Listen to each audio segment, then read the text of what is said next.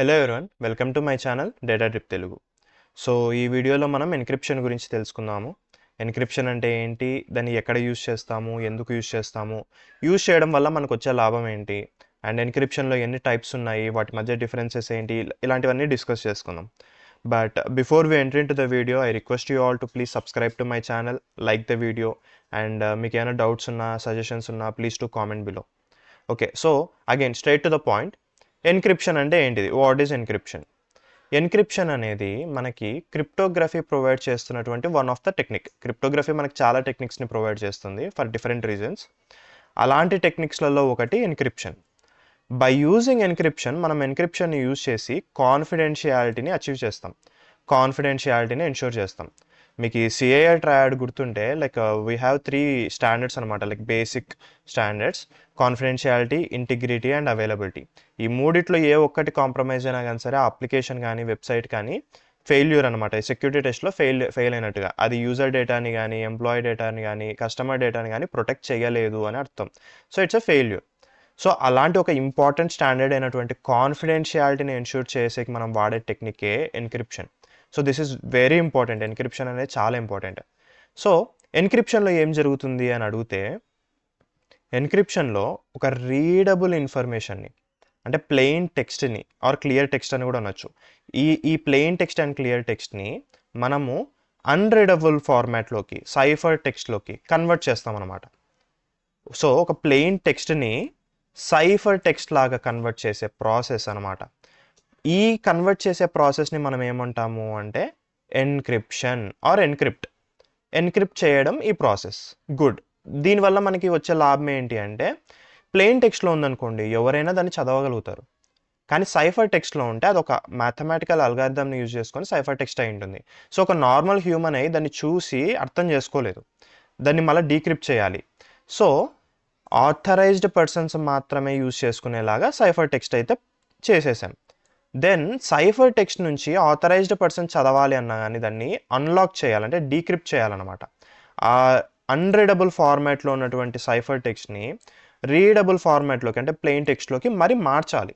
And ఈ ప్రాసెస్ని మనం ఏమంటామంటే decryption. So first plain text నుంచి సైఫర్ టెక్స్ట్కి, నెక్స్ట్ సైఫర్ టెక్స్ట్ నుంచి ప్లెయిన్ టెక్స్ట్కి మారుస్తాం.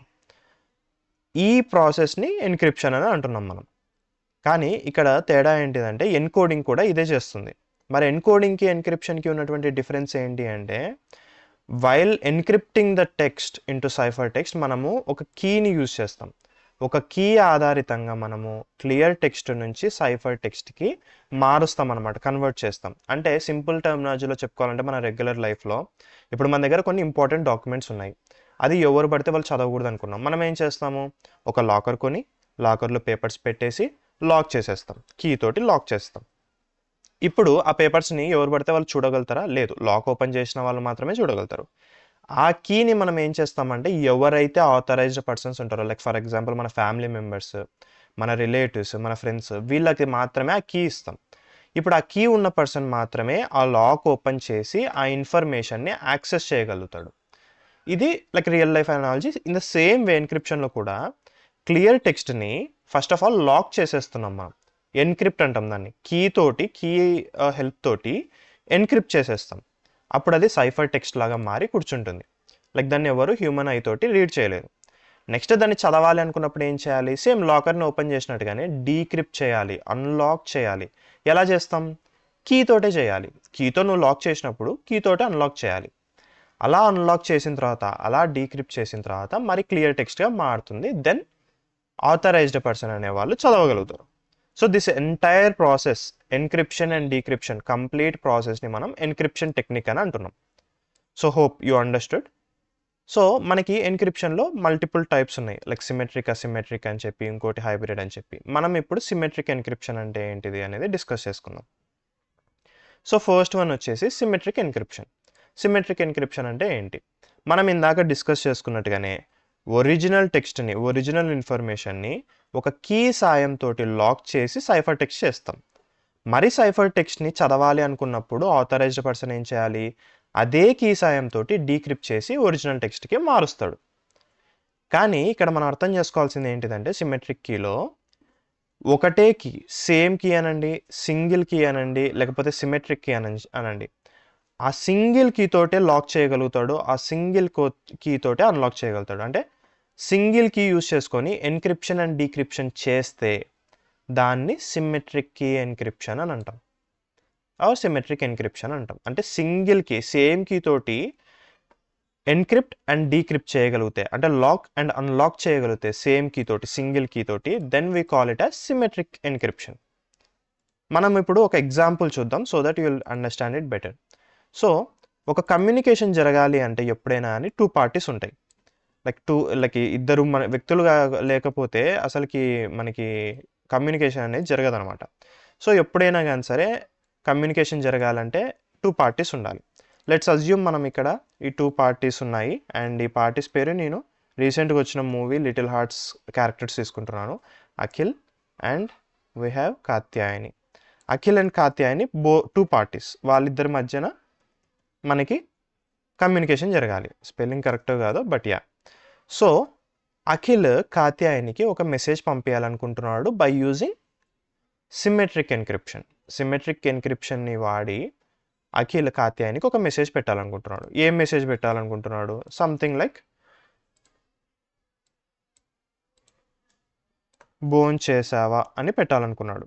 భోన్ చేసావా, నైస్. ఈ మెసేజ్ని ఇప్పుడు కాత్యాయనికి పంపించాలి అని అనుకున్నాడు. సో మనం ముందే మాట్లాడుకున్నాం, ఒకవేళ ఎన్క్రిప్షన్ జరగకుండా డైరెక్ట్గా భోన్ చేసావా అనే మెసేజ్ని కనుక డైరెక్ట్గా కాత్యాయనికి కనుక పంపిస్తే ఏమవుతుంది?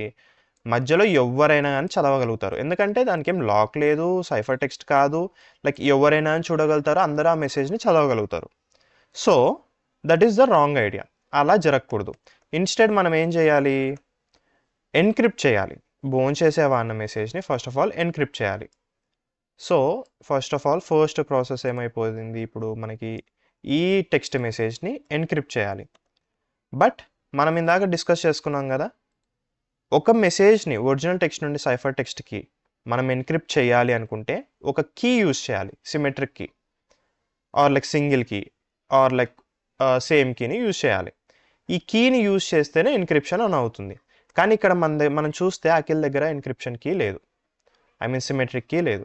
So what he need is ఒక కీ కావాలి, సిమెట్రిక్ కీ. నైస్. ఇప్పుడు అఖిల్ దగ్గర సిమెట్రిక్ కీ ఉంది. మనకి డౌట్ రావచ్చు, ఒకవేళ కీతో లేకుండా ఎన్క్రిప్ట్ చేస్తే ఏమవుతుంది అని. అప్పుడు దాన్ని ఎన్క్రిప్షన్ అనము, ఎన్కోడింగ్ అని అంటాం. ఎన్కోడింగ్కి ప్రొటెక్షన్ ఉండదన్నమాట. లైక్ ఏ అల్గారిథం అయితే మీరు యూజ్ చేసి ఎన్కోడ్ చేస్తారో అదే అల్గారిథంని యూజ్ చేసి డీకోడ్ కూడా చేసేయచ్చు, ఎవరైనా డీకోడ్ చేసి చదవచ్చు. So at the end of that అది సెక్యూరిటీ ఇవ్వదు. సో ఎన్క్రిప్ట్ చేయాలి, అది కూడా సిమెట్రిక్ కీ తోటి. సో ఇప్పుడు మన దగ్గర ఏముంది? అఖిల్ దగ్గర సిమెట్రిక్ కీ ఉంది, టెక్స్ట్ తను ఏం టెక్స్ట్ పంపించాలనుకుంటున్నాడో అది ఉంది. సో దీన్ని ఎన్క్రిప్ట్ చేశాడు by using symmetric key. Symmetric కీని యూజ్ చేసి ఎన్క్రిప్ట్ చేశాడు. నైస్. ఇప్పుడు మెసేజ్ ఏమవుతుంది? సైఫర్ టెక్స్ట్లోకి కన్వర్ట్ అవుతుంది.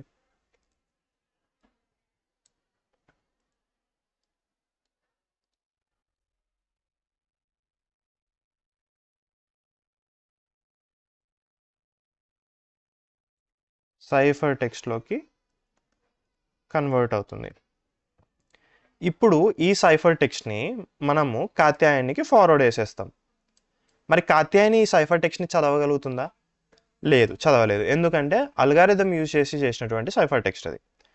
ఇప్పుడు కాత్యాయని ఆ మెసేజ్ని చూస్తుంది, తనకి మెసేజ్ అర్థం కాదు. సో ఆబ్వియస్గా తను ఏం చేయాలి? ఫస్ట్ ఆఫ్ ఆల్ ఆ టెక్స్ట్ని తను డీక్రిప్ట్ చేయాలి. వితౌట్ డీక్రిప్టింగ్ వచ్చిన మెసేజ్ ఏంటి అనేది కాత్యాయనికి అర్థమయ్యే ఛాన్సే లేదు. సో ఎన్క్రిప్ట్ చేసిన ప్రతి మెసేజ్ని డీక్రిప్ట్ చేయాలి.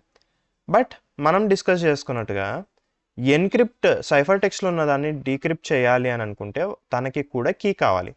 బట్ ఇక్కడ కాత్యాయని దగ్గర కీ లేదు, తను ఎలా డీక్రిప్ట్ చేయగలుగుతుంది? అఖిల్ దగ్గర మాత్రమే కీ ఉంది, కాత్యాయని దగ్గర కీ లేదు. సో తను డీక్రిప్ట్ చేయలేదు. అందుకే before establishing the entire communication Akhil ఏం చేస్తాడు అంటే ఈ కీని కాత్యాయనికి షేర్ చేసేస్తాడు. ఏం చేసేస్తాడు? షేర్ చేసేస్తాడు సిమెట్రిక్ కీ. అందుకే ఈ కీని మనము ఇంకో పేరుతో కూడా పిలుస్తాము. అదే ఏంటిదంటే ప్రీ షేర్డ్ కీ. ముందుగానే కమ్యూనికేషన్ స్టార్ట్ అవ్వకముందే, ఎస్టాబ్లిష్ కాకముందే కీ షేర్ అవుతుంది కాబట్టి, ఇన్ఫర్మేషన్ ఎక్స్చేంజ్ కాకముందే కీ షేర్ అవుతుంది కాబట్టి బోత్ పార్టీస్కి మనం దీన్ని ప్రీ షేర్డ్ కీ అని అంటాం. గుడ్. ఇప్పుడు ఏమైంది, ఇదే స్టెప్ 1 అనమాట. స్టెప్ 1లో జరిగేది యాక్చువల్గా ఇదే. స్టెప్ 1లో సిమెట్రిక్ కీ బోత్ పార్టీస్కి షేర్ అవుతుంది అండ్ దాన్ని మనం ప్రీ షేర్డ్ కీ అంటాం. మీరు ఏమైనా అన్నది single key, same key, pre shared key, symmetric key, all the same. So మనము ఇప్పుడు ఇద్దరి దగ్గర కీస్ ఉన్నాయి. అఖిల్ బోన్ చేసేవా అన్న మెసేజ్ ఎన్క్రిప్ట్ చేసి సైఫర్ టెక్స్ట్గా మార్చాడు. సైఫర్ టెక్స్ట్ని కాత్యాయని ఇదే సిమెట్రిక్ కీ వాడుకొని డీక్రిప్ట్ కూడా చేసేసింది. సో ఇప్పుడు ఇక్కడ తను మెసేజ్ చూడగలుగుతుంది బోన్ చేసావా అని. And this entire process is called symmetric encryption. ఈ ఎంటైర్ ప్రాసెస్నే మనము సిమెట్రిక్ ఎన్క్రిప్షన్ అని అంటున్నాం. కానీ సిమెట్రిక్ ఎన్క్రిప్షన్కి ఒక ప్రాబ్లం ఉంది, ఒక ఫ్లా ఉందన్నమాట. ఆ ఫ్లా ఏంటి అని అడిగితే మీరు, key sharing is the issue as we should share via unsecured message.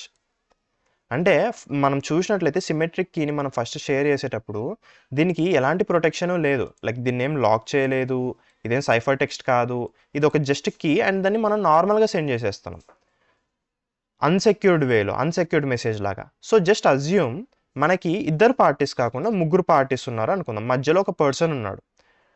ఆ పర్సన్ని మనము కాత్యాయని వాళ్ళ ఫాదర్ అనుకుందాం. I don't remember the character name, so doctor మామా అని పెడదాం. ఈ పర్సన్ మధ్యలో ఉండి కమ్యూనికేషన్ని ఇంటర్ఫియర్ చేశాడు. ఎప్పుడు? అఖిల్ ప్రీ షేర్డ్ కీని కాత్యాయనికి పంపించేటప్పుడు. సో అలా చేసినప్పుడు ఏమవుతుందంటే డాక్టర్ మామ కూడా సిమెట్రిక్ కీని కాపీ చేసుకుంటాడు. సిమెట్రిక్ కీ ఎందుకంటే దానికి ఏం లాక్ ఏం లేదుగా, దానికి ఏం ఎన్క్రిప్షన్ లేదు, లాక్ లేదు, సేఫ్ మెసేజ్ కాదు, సెక్యూర్ ఛానల్ కాదు, ఆన్లైన్లో జస్ట్ అలా వెళ్ళింది.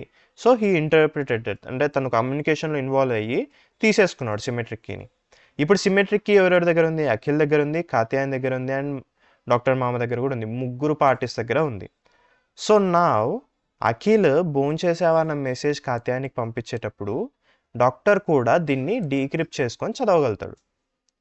దాని తర్వాత కాత్యాయని కూడా మరి ఏ మెసేజ్ అఖిల్కి పంపించినా by using same symmetric key అప్పుడు కూడా డాక్టర్ దాన్ని చదవగలుగుతాడు. సో బ్యాక్ అండ్ ఫోర్త్ ఎంత కమ్యూనికేషన్ ముందు వెనక్కి ఎంత కమ్యూనికేషన్ జరిగినా ప్రతి కమ్యూనికేషన్ని, ప్రతి మెసేజ్ని డాక్టర్ చదవగలుగుతాడు. And that is the problem with symmetric encryption. And ఈ ప్రాబ్లమ్నే మనం ఏమేమంటామంటే, ఈ అటాక్, ఈ స్టీలింగ్ ఆఫ్ డేటాని మనం ఏమంటామంటే man in the middle attack. Man in the middle attack. ఎందుకంటే ఒక థర్డ్ పర్సన్ కమ్యూనికేషన్ని మధ్యలో ఇంటర్ఫియర్ చేసి డేటాని స్టీల్ చేస్తున్నాడు. And this is called as man in the middle attack. Symmetric ఎన్క్రిప్షన్లో మనకుండే ఏకైక ఫ్లా ఏంటంటే ఈ కీ షేర్ అయ్యేటప్పుడు థర్డ్ పర్సన్ దాన్ని తీసుకొని మ్యాన్ ఇన్ ద మిడిల్ అటాక్ని పర్ఫామ్ చేయగలుగుతాడు. So this is the biggest flaw in the symmetric encryption. And మనకి ఈ సిమెట్రిక్ ఎన్క్రిప్షన్లో ఉన్నటువంటి ఫ్లాని మనము నెక్స్ట్ వీడియోలో మనం అసిమెట్రిక్ కీ డిస్కస్ చేయబోతున్నాం, అసిమెట్రిక్ ఎన్క్రిప్షన్ని. దాని ద్వారా ఎలా కౌంటర్ చేస్తాము, మ్యాన్ ఇన్ ద మిడిల్ అటాక్ని ఎలా కౌంటర్ చేస్తాము, ఈ ఫ్లాని మనం ఎలా ఓవర్కమ్ చేస్తాము అనేది మనం డిస్కస్ చేసుకుందాం. And we have some examples కూడా. సిమెట్రిక్ కీ ఎన్క్రిప్షన్కి కొన్ని ఎగ్జాంపుల్స్ రాశాను నేను. ఇంకా చాలా ఉంటాయి సిమెట్రిక్ కీ ఎన్క్రిప్షన్కి ఎగ్జాంపుల్స్. మీరు ఇన్ కేస్ మీకు ఇంట్రెస్ట్ ఉంటే మీరు గూగుల్ చేసి కొంచెం డిగ్ చేసి డీప్గా మీరు చూడొచ్చు అనమాట. So we have DES, data encryption standard. ఇది కొంచెం ఓల్డ్ ఎన్క్రిప్షన్ అనమాట, అంత సెక్యూర్ కాదు. ఇప్పుడు మార్కెట్లో దీన్ని వీక్గా కన్సిడర్ చేస్తున్నారు. And we have next version of DES, triple DES. ఇది డిఈఎస్ కంటే 3 times స్ట్రాంగర్. ఇది చాలా సెక్యూర్. అండ్ మనకి ఏఈఎస్ ఉంది, అడ్వాన్స్డ్ ఎన్క్రిప్షన్ స్టాండర్డ్ అని. ఇది ప్రజెంట్ కూడా కొన్ని సెక్యూర్ బ్యాంకింగ్ అండ్ గవర్నమెంట్ వెబ్సైట్స్కి వాడుతున్నారు.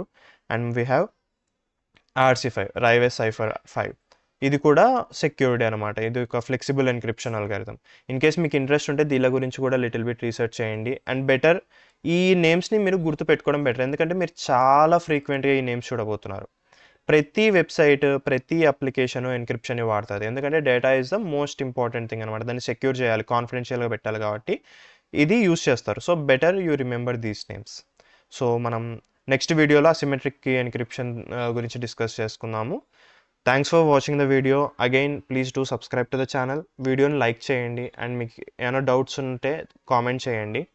Again thank you. Thanks for watching.